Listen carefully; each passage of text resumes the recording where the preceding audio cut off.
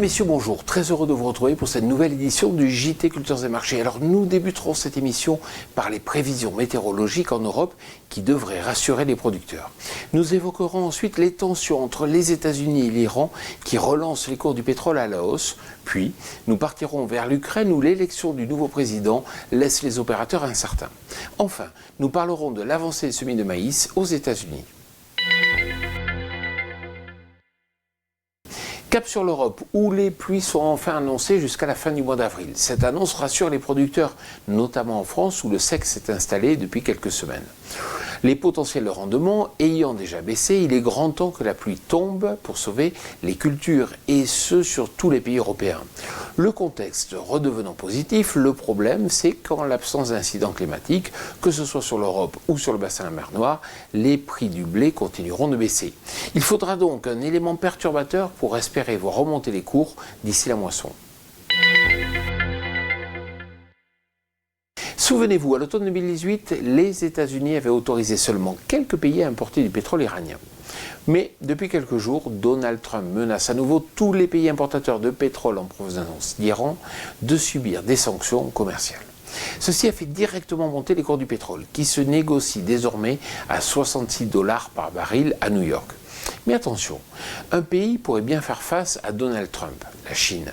La République populaire est en effet assez puissante pour continuer le bras de fer avec les États-Unis, déjà entamé depuis plusieurs mois.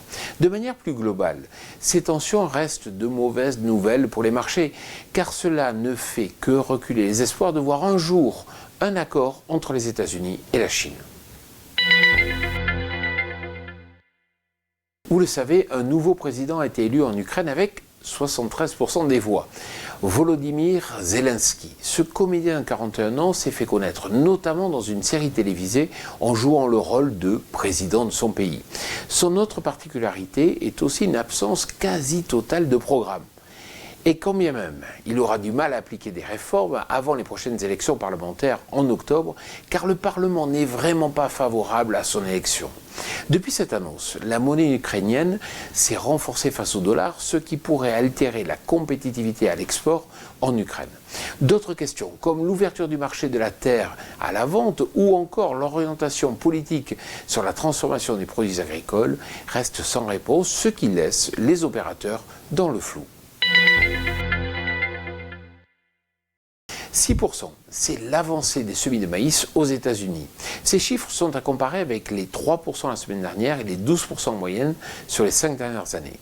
Ceci est évidemment dû aux fortes pluies qui ont pénalisé le début des semis. Toutefois, le marché du maïs ne rebondit pas pour autant. Pourquoi ? Car les farmers américains sont jugés assez performants pour rattraper rapidement leur retard. Ceci sera donc à vérifier au cours des prochains jours. Si vous recevez un email qui vous indique la mise en ligne de cette émission, bien sûr, n'hésitez pas à le transférer à tous vos amis, à tous vos collègues. Cela nous aide à mieux faire connaître notre émission. Voilà, le JT Culture et Marché, c'est terminé. Je vous souhaite bien sûr une excellente semaine.